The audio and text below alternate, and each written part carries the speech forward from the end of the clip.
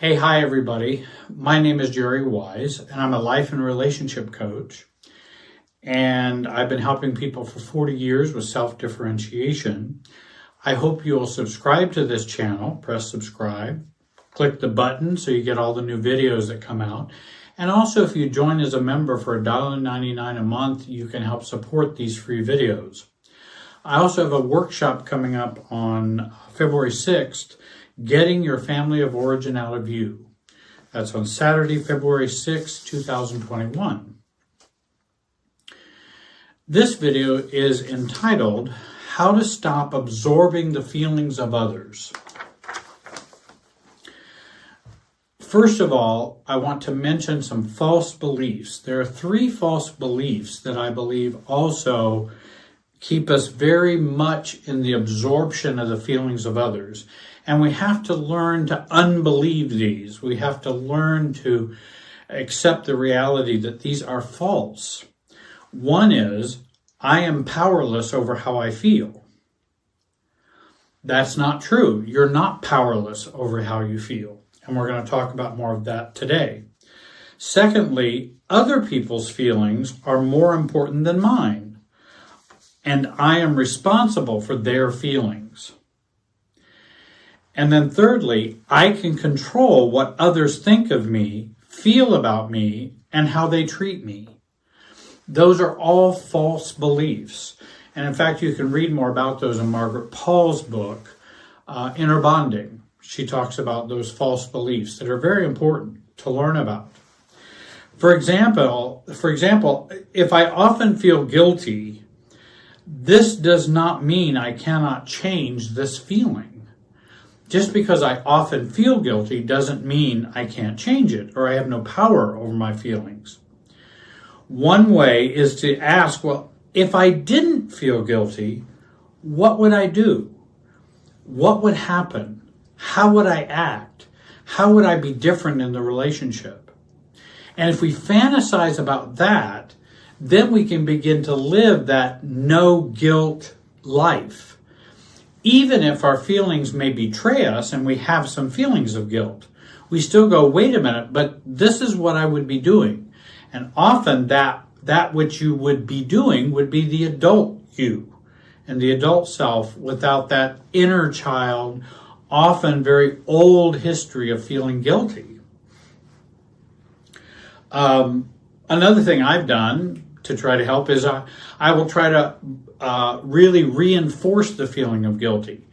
If I feel guilty, how can I make myself feel more guilty?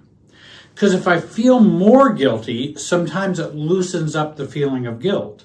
So we can kind of push the symptom or push the problem. And then we go, well, gosh, it's hard to feel guilty it's hard to feel more guilty. And the guilt starts to dissolve. Thirdly, asking someone, getting a third opinion. Would you feel guilty in this situation? Let me describe it to you, and then ask someone, and then they go, well, no, I wouldn't feel guilty at all. And that can begin to change how we see our behavior, our choices, and possibly even to feel less guilty. And we can do that with many feelings. Second of all, remember the tennis net. I think of relationships as a tennis game. They are on one side of the net, I'm on the other side of the net. I want to focus on my play, not on their play. Focus on my side of the tennis net, my functioning, not theirs. And oftentimes in relationships, we play both sides of the net. And we're worried about, well, how can I make them play differently or play better? Or be nicer to me, or not have the feelings that they have. We must stay on our side of the tennis net, which we're responsible for. We ask them to stay on their side of the tennis net and let them deal with their feelings, behaviors, beliefs, assumptions. That's for them to deal with. That immediately begins to promote a feeling of detachment. We then begin to detach from what they're doing, which is what we want to do. And again, imagine they're on one side of the tennis net, I'm on the other. They play their game over there. I play my game in the relationship over on my side of the net. And be the tennis player who focuses on how he or she plays his or her game, not responsible for their game. And I think that that can make a big difference in feeling empowered, because you have more power about what goes on your side of the tennis net. You have almost no power about what goes on the other side of the tennis net. When interacting with people, try to focus on you and on your functioning, not theirs. When we have feelings, we want to label those feelings and give feelings a word. And that's not easy for many people to do. They often, when I ask them, well, what are you feeling? They'll tell me a thought. Well, I feel they're judging me. Well, that's not a feeling, that's a thought. I believe they are judging me. Then I will ask them, when you feel judged, what do you feel? Or when you think you're being judged, what do you feel? And then we want to go lower and find out what our feelings are and give them a name. I feel abandoned, rejected, worthless. I might have lots of feelings if somebody's judging me. Shame. Then I can put a name to those feelings. And that's one of the ways we can begin to change our feelings, by naming them. And many who grow up in adult children of narcissistic homes, adult children, or in alcoholic homes, we have been taught to not think, not feel, and not talk. And now as adults, we're going to give ourselves permission to talk, feel, think, because we can give ourselves that permission, even if we learned that we should not. We have the powers as adults to begin to do that differently. Thirdly, stop over-empathizing. And again, we don't want to absorb other people's feelings, and that often happens when we empathize. And I've not found empathy to be a really big, helpful tool in the box of human interaction. It's not that I'm against empathy, because I'm not. I am for compassion, for empathy, even healthy sympathy. But often we've learned to over-empathize, and that over-empathizing, we then absorb the feelings of other people. Empathy is often anxiety in disguise. Empathy without self-consideration or self-awareness and a sense of self ends up being over-empathizing. When we are absorbing the feelings and sensitivities of another, which often is what happens with empathy, it's actually a dysfunctional part of the relationship. And again, I'm not saying people should not have compassion, but again, we tend to often, if we've grown up in dysfunctional families, we've learned to over-empathize with other people. And we will often say, I'm feeling their feelings, when actually you're feeling your feelings and calling it empathy. Just like I think empathy, when people become empathetic, I wonder what anxiety has been triggered in them that they feel empathetic. What's the anxiety that has been triggered in you? Because we don't want to absorb the feelings of others in relationship systems. Fourthly, make your self-awareness priority over the other's self-awareness and sensitivities. For you, you are in the driver's seat for your life. What is your self-awareness? Rather than what is their self-awareness. Focus on yourself and your awareness when interacting. Oftentimes when we interact with other people, or when it becomes conflictual or tense or a disagreement, we are thinking and feeling about what they are thinking and feeling about. And we do it almost unconsciously. And we want to begin to stop that process, that I'm not going to be thinking about what they're thinking and thinking about what they're feeling. As a good codependent and a recovering codependent, I always knew what other people were thinking and feeling. I just didn't know what I was thinking and feeling. And so I needed to shift that back around and stop making them the focus and focus on my own awareness. When a brother is feeling hurt and is upset about you not doing something that he wants you to do, we then absorb his feelings of upsetness, hurt, anger, and we are trying to figure out what he's thinking, what he's feeling, rather than what we think and what we feel. I saw a Facebook post and someone wrote, "Stay away from people who think you are arguing every time you try to express yourself." Because what happens is when you express yourself and someone takes that as an argument with them, which happens so often in dysfunctional families, when you express yourself, then they take that as an attack or an argument, when really you're just expressing yourself. You're not trying to argue with them, you're stating facts about you. And when we do that, and when we are overly concerned about what they're thinking or feeling, we're absorbing their thoughts and feelings. And we don't want to absorb those. Fifthly, stay as calm and neutral as possible. Calmness is a force field against absorbing the feelings of others. And that's a very important point. And as I had in a video that I would recommend you watch, it's a long video, but it's a good video about anxiety, calmness. It's entitled, "Calmness is Everything." Because if we stay calm, it really does protect us from absorbing the feelings of others. When you are reactive and upset, you may see this as a red flag, that you're absorbing the feelings of others. When you're getting reactive, when you're not staying calm, remember you're absorbing other people's feelings or the system's feelings.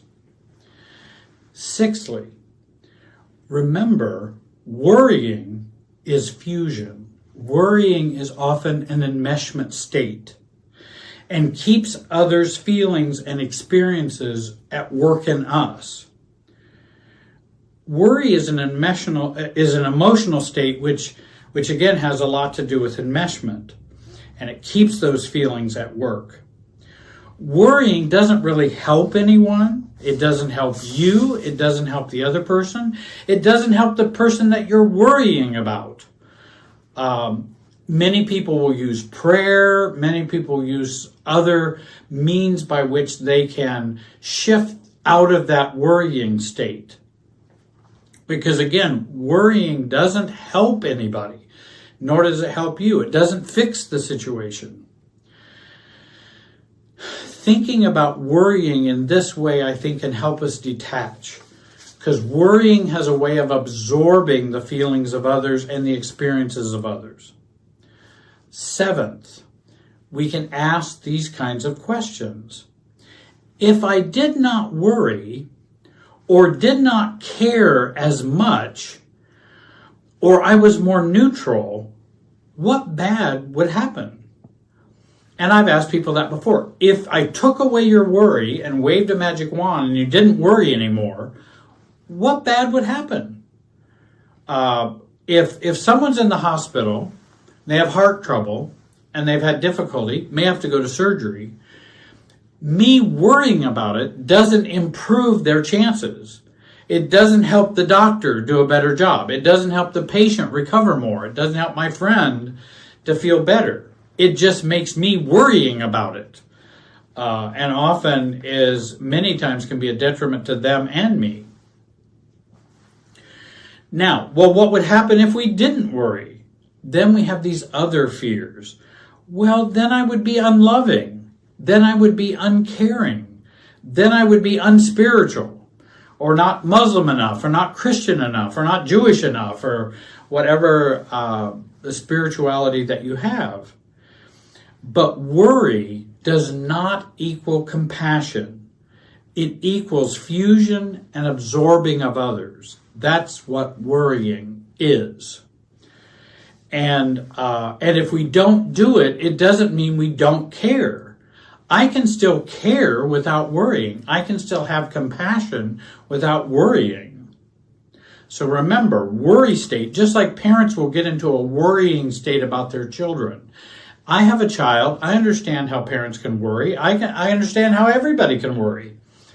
But I also know how futile and how unproductive it is to worry. Worrying about your kids more will not help the situation. Often worrying adds dynamics to the family system that actually creates more problems than more solutions. Eighth, be curious rather than reactive. I'll give you an example. A husband comes home and asks his wife, he seems a little irritated or upset, "What do you do all day?" Implying that the wife does not work as hard as he does. The wife may become reactive. Could be just the other way around. The wife comes home, complains about the husband becomes reactive. But actually, the husband had already started being reactive, which prompted his statement. He was already in a reactive state, prompts his statement, "Well, what do you do all day?" And then she may say in a reactive way, "I hate it when you call me lazy." He was reactive. I just absorb his reactivity. Then I throw reactivity back. And I like to be curious about others' negative or critical comments. I don't want to buy into their conclusions. Because if I'm buying into their conclusions, I'm also buying into their feelings. So don't jump to the conclusions of others. Don't jump to the reactivity of others. And we can learn to say, and again, it's not that I don't understand what the husband is saying. I may say, I know Bob well enough. I know what he's thinking and feeling. However, I want to stay on my side of the tennis net. Bob, I don't understand your comment. Stay curious, stay calm, rather than assuming and jumping. I may know what he's trying to say, but I want him to explain and defend it, rather than me being defensive, angry, and reactive. And I challenge them by my curiosity for them to defend their statement, belief, conclusion, and assumptions. That's why I want to challenge them by going, I don't know what you mean. Well, Bob, what do you mean that you wonder what I'm doing all day? What is that about? And again, I want to find out, why are you pinged, Bob, rather than accepting the feeling state and the statement, and then I become reactive. Now we got a big problem. And we still may not sort out or figure out what's going on, what's really going on. So rather than jumping to conclusions, I jump to my curiosity and go, well, that's a strange statement to make. I'm doing what I've always done every day. I work hard every day. I clean this, I do that. I watch the kids. What do you mean you wonder what I'm doing all day? What's going on with you, Bob? Now I want him to focus on his self-awareness rather than me absorbing his reactivity. And I don't ever try to defend myself based on their beliefs. This, again, is jumping to their conclusions. I remember as a pastor, when I was pastoring, and I had a couple that had problems, and there were some rumors that they had started, and others maybe too, that I had not been treating them right. I wouldn't say hi to them when they said hi. I was being rejecting of them in some way, and I didn't even know, I wasn't aware of that at all. And so others who are more friendly to me would come and say, why are you treating them, this way? And again, that's like Bob coming home and saying, what are you doing all day? So they're coming to me and saying, well, why are you treating them in this fashion? And again, I wanted at first to defend myself. Well, I've never done that. That's not even true. I don't even know why they'd say that. Well, that's them coming with their anxiety and reactive from the system. I then get reactive and I bark back. I like to not defend myself if I don't agree with their conclusions. And I would say, what do you mean that I don't say hi to them? That makes no sense to me. I don't know what you mean. Do you know me to be a person like that? Is that what you believe I do with them? Well, they said you did. Well, but do you believe I'm a person who does that? Because if I try to defend myself, I then look more guilty. And I look like those conclusions should have greater value or importance. They're not more important and they shouldn't be given more value. And I don't want to do that. So I don't want to absorb this couple's anxiety going to this couple who then comes to me and brings me both those anxieties, and now I'm being anxious back. No, I'll say, well, you'll have to decide for yourself. And I told them, I said, well, you'll have to decide. Well, we weren't there. Right. I know you weren't, but you'll have to decide whether that's true or not. Because what they're saying, I wasn't there for either. I never didn't say hi to them. That never happened. So I can't put myself in a situation that never happened. And they're wanting me to try to defend why that didn't happen. Well, it's very hard to defend a negative. I didn't do that negative. I didn't do that. And I don't want to be defending myself about irrational conclusions or beliefs or lies. I don't want to defend myself. You'll just have to decide whether those things are true or not. Because I'm not choosing to defend myself, I will become more reactive. And I will absorb the anxiety from everyone and all the feelings into me. And then I will become reactive, defensive, angry, start acting weird, and then I look more guilty. I look like I might do that, but I know I did not. So I want to come with a greater confidence. I hope today has been helpful to you for me to talk about not absorbing the feelings of others. Please join this channel, subscribe to this channel, join and come to the workshop on February 6th. It's going to be on getting the family of origin out of you. February 6, 2021. There's going to be training, role plays, Q&A. We're going to host it on Zoom. You can sign up at the website. And I appreciate you listening today. Have a great day and be wise.